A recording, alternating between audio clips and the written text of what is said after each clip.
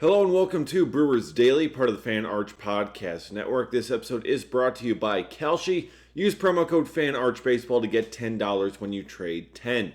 I'm Dave Gasper. We got to get into a whole lot of stuff here on a Friday show. The Brewers starting a series against the Houston Astros, but also making some news across the off day in Major League Baseball. Were the players and the league trading their first salvos in the CBA collective bargaining agreement negotiations. This is the last year of the current collective bargaining agreement, which means that after the season there's going to be a massive protracted fight, and we'll see what ends up happening with that and what changes end up ultimately being made to the game. But we had a lockout 5 years ago, and it lasted 99 days. Didn't quite cost any regular season games, but it led to a much shorter spring training. It led to completely zero baseball activity over the offseason, so completely changed how everything went. And we are looking at potentially much bigger changes this go around. So let's get into a little bit of what these proposals had and what they could mean for the Milwaukee Brewers. So let's start with the players. The players made theirs first on Wednesday. The players' proposal was interesting. It certainly was, a player's side of the things. They proposed basically doubling the league minimum salary from $780,000 to $1.5 million. They proposed changes to revenue sharing that would guarantee every franchise at least $240 million in revenue every single year. So that way, any teams kind of complaining, well, we don't have enough revenue to spend on the team, that way they can ensure that they have enough there to spend on their roster. So that's a big part of it. They came up with a soft floor, essentially. We've been talking a lot about, cap and floor type system that could change this whole payroll disparity. And the players put forth a competitive integrity tax, kind of your counterbalance to the competitive balance tax. On the high end of things that tax the high spenders, it would be something that would tax the low spenders and force them to spend $150 million a year on payroll. Now, the Brewers currently are sitting at about $130 million in payroll for this year's team. So in order to not have to pay that luxury or that competitive balance tax, competitive integrity tax, they would have to spend an additional $20 million essentially on players. So that's how the Brewers would get to that threshold. They also proposed increasing the first luxury tax threshold, the competitive balance tax threshold, from $244 million to $300 million. So that would just lead to a whole bunch more money for the Dodgers to sign away and steal a whole bunch of star players in free agency. That would just allow them to bring more there and have less of it be taxed on the competitive balance thing. So it would essentially leave a $150 million window where teams can spend their payroll without being taxed. So that's a pretty wide gap. And frankly, I don't think it would do all that much to shorten the payroll disparity that we are looking at here in Major League Baseball between the Brewers and the Dodgers and things like that, how this whole thing has gotten out of whack. It brings the floor up a little bit to force some teams to spend more, but it also would just encourage more and more from your big market clubs, penalize them a whole lot less, and it would not functionally do much, I don't think, to change the disparity here and the unequal playing field that you have in Major League Baseball. Yes, they proposed increased revenue sharing that could help out teams like the Brewers, but ultimately, I don't think it would necessarily lead to much actual change. So the part of the revenue sharing difference is going to be on local TV money.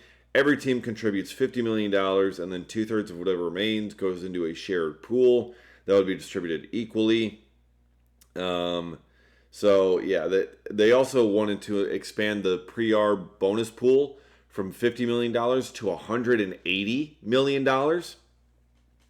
That's quite the jump, and increasing every year after that. I'm not so sure that's going to end up being the case. But looking for increases to that. They introduced that pre-arb bonus pool in the last CBA, and now they're looking to increase that money for the guys who are coming up as rookies and performing well on league minimum deals for their team, so that they at least get some sort of compensation for that. Meanwhile, on the flip side, the league came in and they had a hard cap and floor. First time proposing it since 1994. And if you're of a certain age, you remember how poorly that went.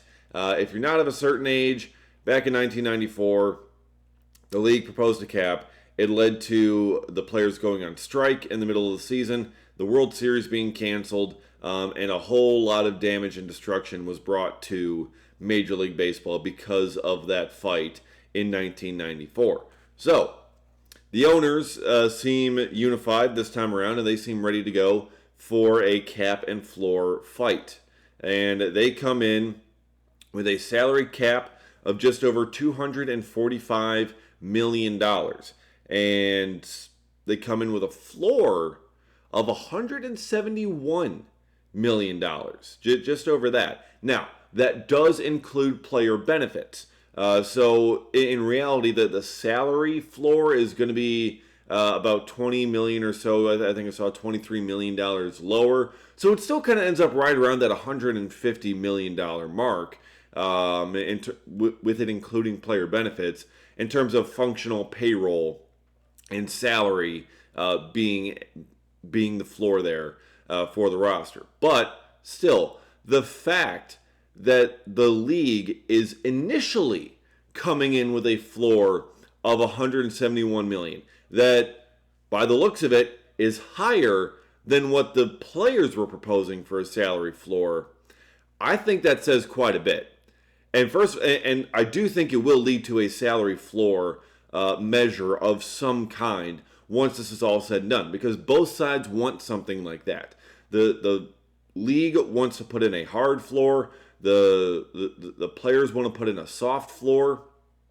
And either way, I think that is going to lead to teams such as the Milwaukee Brewers having to pay more to guys in salary, because they're going to look around like, look, how are we going to add this much money to the roster, to the payroll here with what they have? That could lead to more extensions, potentially younger. That could lead to perhaps signing some of these guys reaching free agency rather than trading them away for a bunch of younger players. MLB is trying to centralize all of their local TV revenue. So it's not just, the Brewers only get $10 million for their local TV rights deal. The Dodgers get $330 million every single year, and there's no way the Brewers can make up that difference. Now that revenue is kind of getting taken all into the MLB's central pot, and every team's going to end up getting the same, similar to what the NFL does. So that is that is something that I think makes a whole lot of sense, that MLB's been trying to look to do.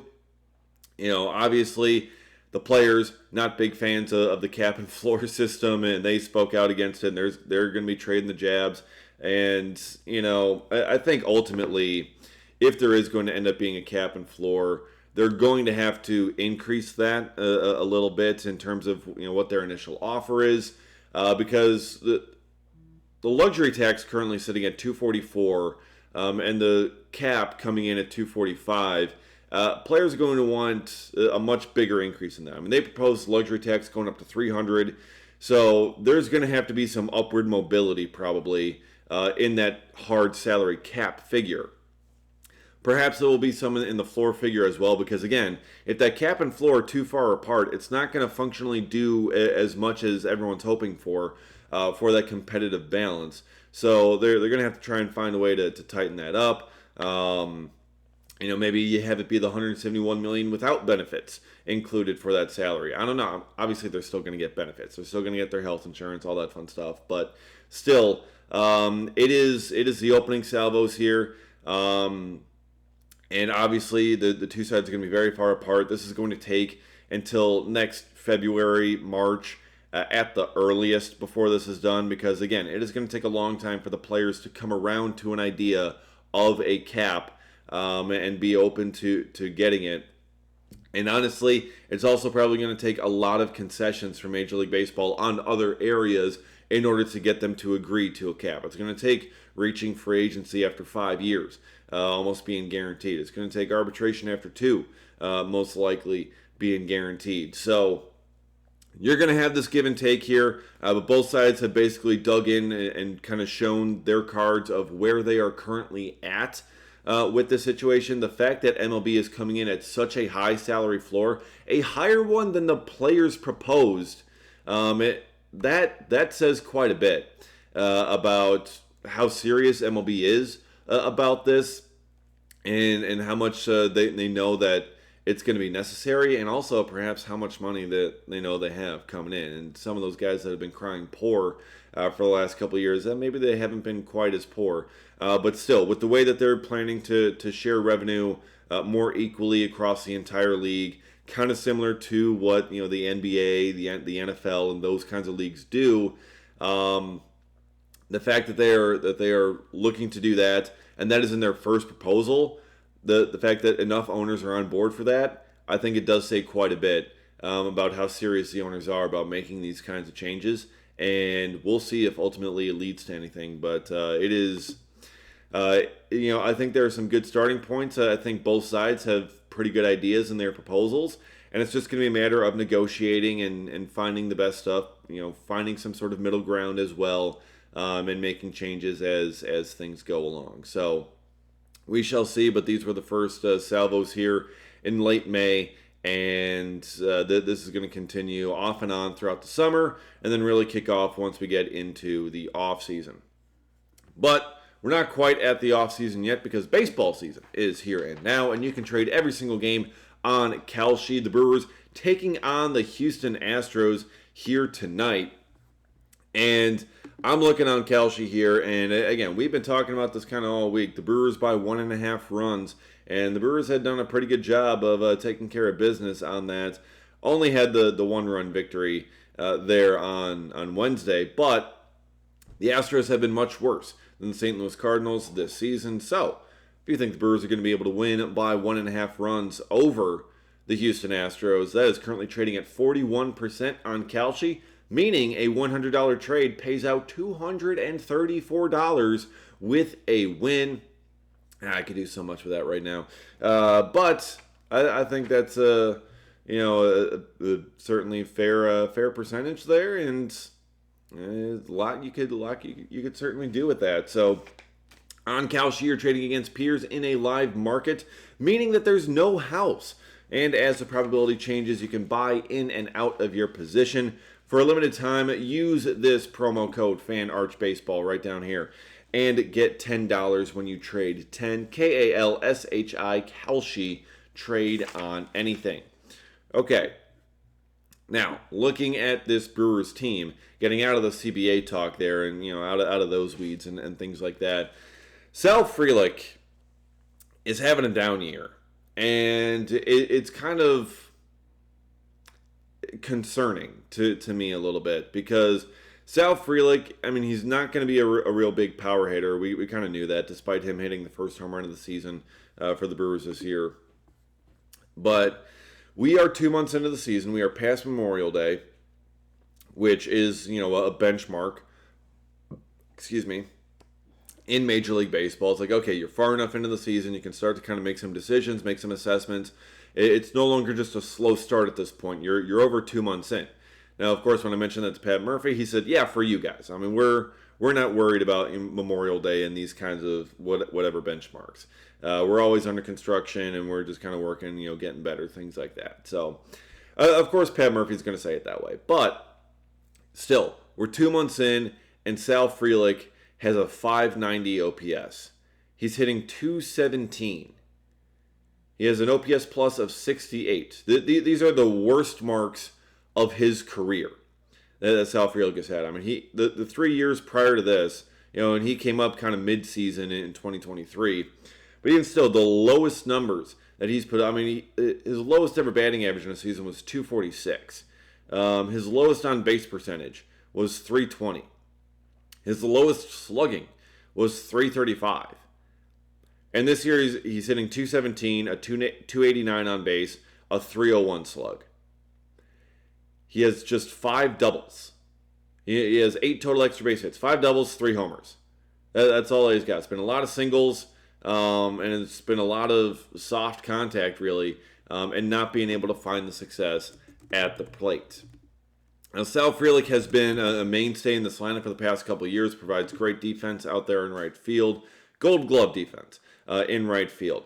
Pat Murphy loves him for that. But, again, he is not hitting the ball hard, and he is just having a really rough season at the plate. I'm not sure what it is. I'm not sure what's gotten into it, what the cause of it is. But Sal Frelick is just not gotten going. And as much as the Brewers love him, it does raise a lot of concerns for this line because he's kind of been a part of that bottom of the order that's been really struggling, especially when he's been a contributor for the past couple of years that you've been expecting a whole lot more out of offensively. He is a contact skills, bat to ball kind of guy. Now, obviously, Garrett Mitchell, also in the outfield, a little bit different in terms of skill set. He's going to strike out a whole lot more, and he has struck out a whole lot more. But he has the power. He hits the ball hard a ton, and he's been able to do some damage with it, especially over the last 9 games. Garrett Mitchell has been fantastic over the last 9 games, even with like a 33% strikeout rate. So then you have Sal Frelick, who hasn't been striking out as much, but he's just been hitting the ball softly, grounding out, popping out, whatever else. Hasn't been able to really be all that productive. I mean, he missed a major opportunity there in the 8th inning of the game on Wednesday. That should have been him that came through. It was not. He had the situation to.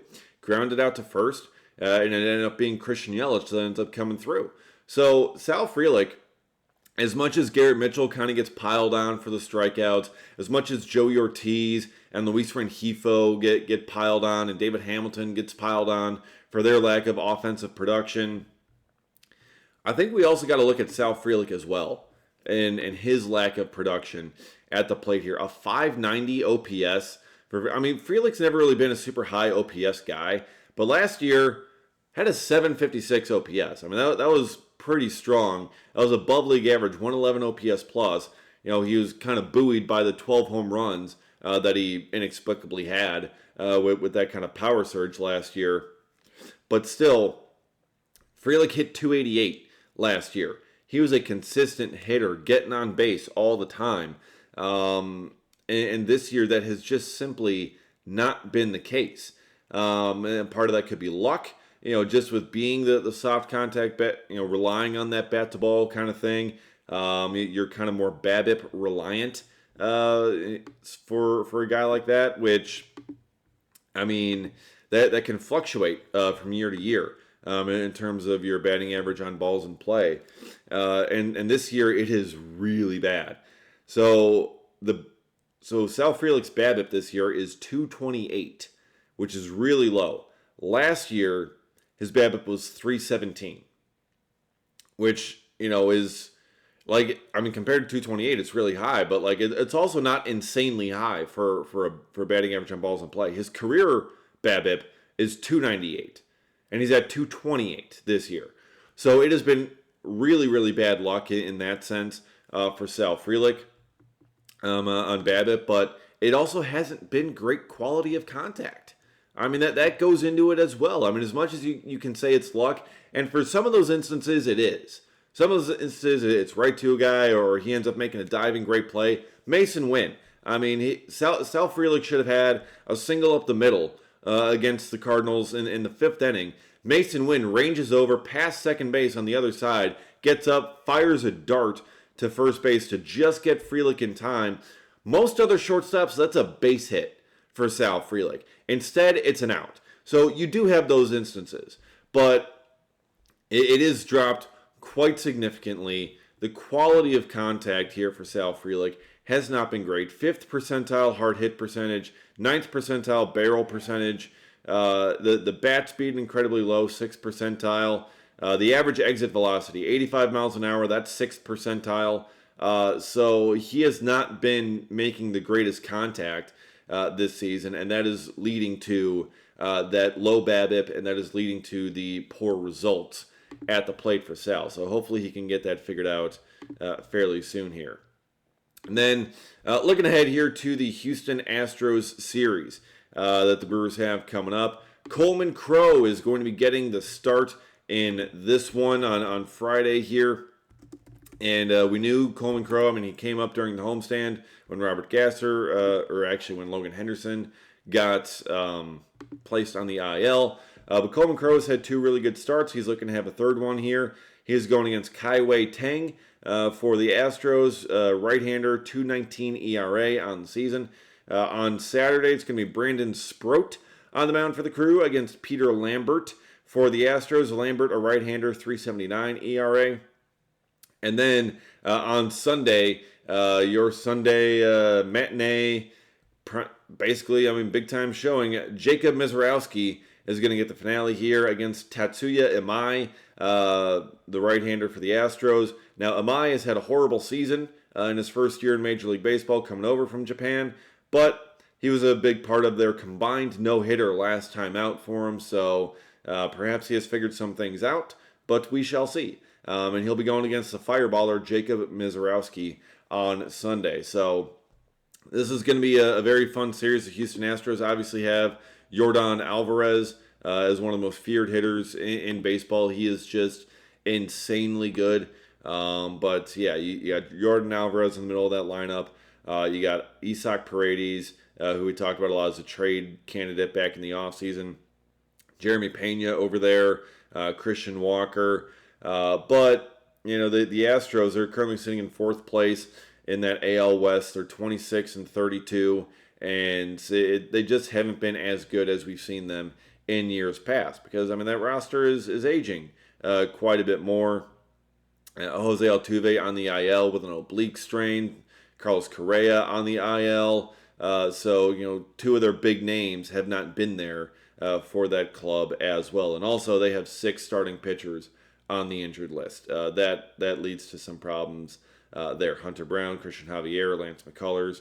You know, they've got a bunch of guys out, which is why you're seeing a Kai Tang and a Peter Lambert pitching for the Astros here. So it's going to be a fun series. You got 3 games here in Houston before the Brewers return right back home on Monday to take on the Giants, and we'll be breaking it all down on Monday, what happened in the series, and looking ahead to that Giants series as well. So be sure to subscribe to Brewers Daily if you haven't already, and get notified every single time a new episode drops. Follow me on Twitter at dgasper24.